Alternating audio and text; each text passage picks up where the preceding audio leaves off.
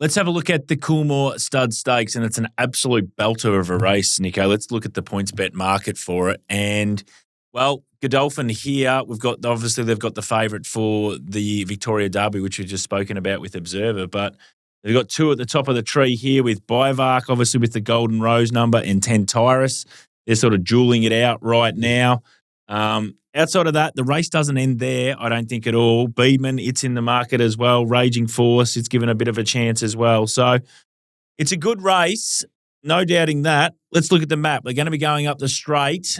How have you sort of plotted the path of this one, mate? Well, obviously, straight races, a little bit diamond formation. They tend to be pointy at the front and maybe a little pointy at the back, and then through the middle, a bit chubbier, as we say.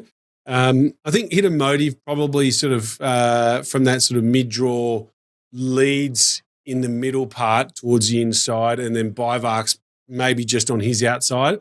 Bivark coming back from 1,400 metres probably doesn't want too much tempo early. He wants to be able to get there on his own accord, if that makes sense, staying inside that comfort zone. And I think he probably gets it here, unless Raging Force wants to kick up and be a bit of a pest for him, which is not completely out of the question. But, gun to my head, I've got to draw a map. This is the one I've got. So Bivark sits outside Hidden Motive. McGaw ends up sort of wide on his own. Raging Force maybe gets the back of Bivark. On the back of Raging Force in that Bivark line, as I call it, is Beeben. He's probably got the best map in terms of the smother horses. Some might say Raging Force, but we'll see how things pan out. Now, if you're looking for Tentyrus, because I'm a big fan of him too, he's probably just slightly too close to the inside. I would have liked for him to have drawn a little bit further out, just because he's likely, in my eyes, to have Beeben to his outside. And I think that's how it's going to form, Jules. As I said, there is the chance that Raging Force kicks up, and then Beedman grabs his back and comes forward a pair or whatever you want to call it in straight races. And so he's in that directly behind the leaders line. Bivark spits out to the outside and leads the outside division with McGaw on his back. But if they do that with Raging Force, then I think it invites Tentyrus to grab the back at Beedman. And then I just feel like that then maybe sort of allows Tentyrus to stalk Beeben and ambush him late, a la what he did at Caulfield over 1,100 metres. So I think that's how it's going to happen. The horses have got a tricky map, I would think. My Gladiola, who was very good last time out and has got good straight form, but I can't see her doing anything other than having to go back to last day. Might sweep around the back. Some horses do that, but it's very difficult with those very good colts to sweep around the back and beat them. I don't think she can. Skyglide is a horse with a lot of upside in the race. We don't know how good he is. Figures out of his last run were good without being great. But the fact that Waller's decided to back him up, travel interstate, and put him in a Group 1 race tells you that he must have a reasonable opinion of him.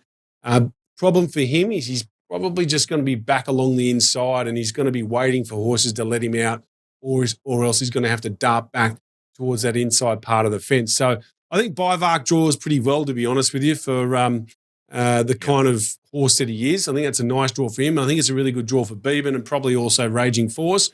And then just to a slightly lesser extent, Tentyrus. He still gets his smother and he's still in the pack, but he's maybe just a touch closer to the inside than ideal. The interesting one, I think, for the punters here, Nico, and I'm still probably grappling with it, and I'll probably grapple with it right till these barriers open, is what do you do with Bivark? The number's the number. It's true. It's definitely done that. There's no doubting that. It's just gone through the roof in the Golden Rose, 1,400 metres. Off 35 days here, no issue. The Waller camp, that's fine. Can it repeat it? Because you think, this is the point I'm trying to get to, is if it repeats that number with how you've mapped this horse, it wins the race because the number's just so big. So the quandary, I think, for the punter out there is, can it repeat it? Have we seen enough? This horse started $9 in the Golden Rose. It's not the be-all and end-all of all that kind of stuff, but can he repeat it? I mean, this is the fundamental question that people have to try and work out in their head, don't they? It is. And look, you've got to remember Chris Waller only took over the training of this horse, this preparation. Clearly the Golden Rose was his immediate focus. And his first up and second up run, I mean, his second up run was huge. Jules, he was 3 wide, no cover. First up in that Raging Force race, I think it was the San Domenico from memory. Yep. And then the second up run in the Run to the Rose was actually huge. I mean, he scorched the turf there. He went through the first section of the race 7 lengths above standard through the first 600 metres. So when he got to the Golden Rose, he was always there as a horse that could absorb a lot of pressure, and that's exactly what he did. The question is, does he need 1,400 metres to really show his best? Because he can go that fast tempo, draw all the guts out of his horses behind him and kick away and win.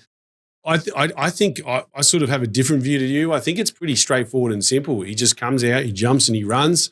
He's gone 11.6, sort of 11.7 through the first section as an average 200-metre split through the first section of his last 2 starts.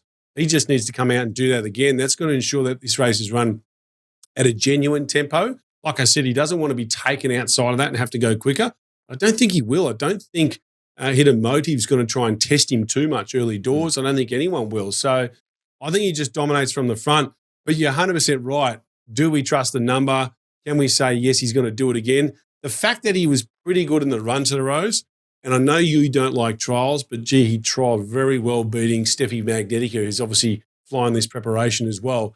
Yep. All the right signs there to suggest that there's no reason to think that he won't run the number, Jules, or at least run close to it anyway, within 1 or 2 lengths. Yeah, he gets the draw. He's the way that he races on speed, I think, suited to the straight that, he'll get every opportunity to run that number again. I mean, quickly talking about Tentaris, I mean, it's the horse that you know's going to peak.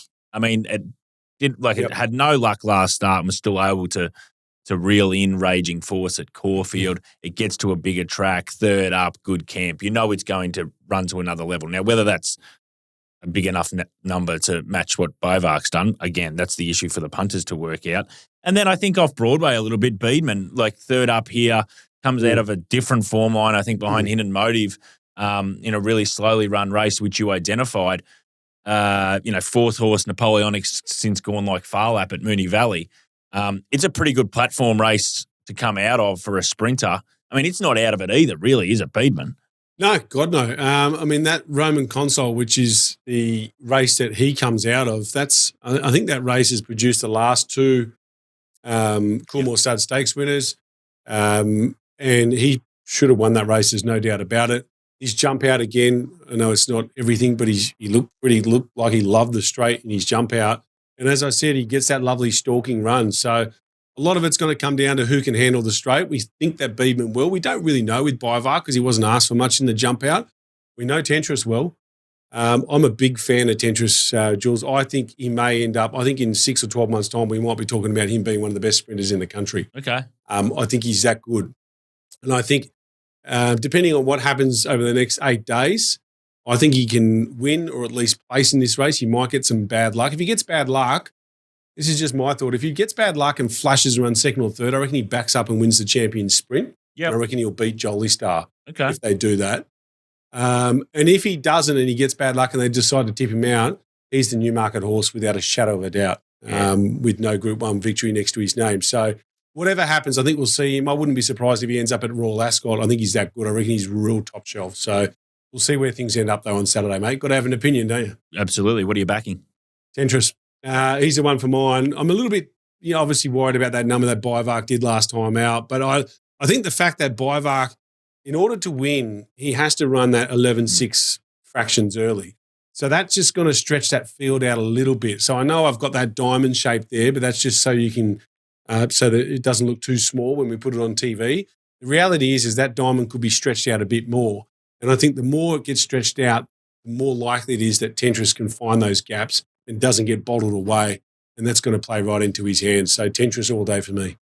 You win some, you lose more. For free and confidential support, call the number on the screen or visit the website.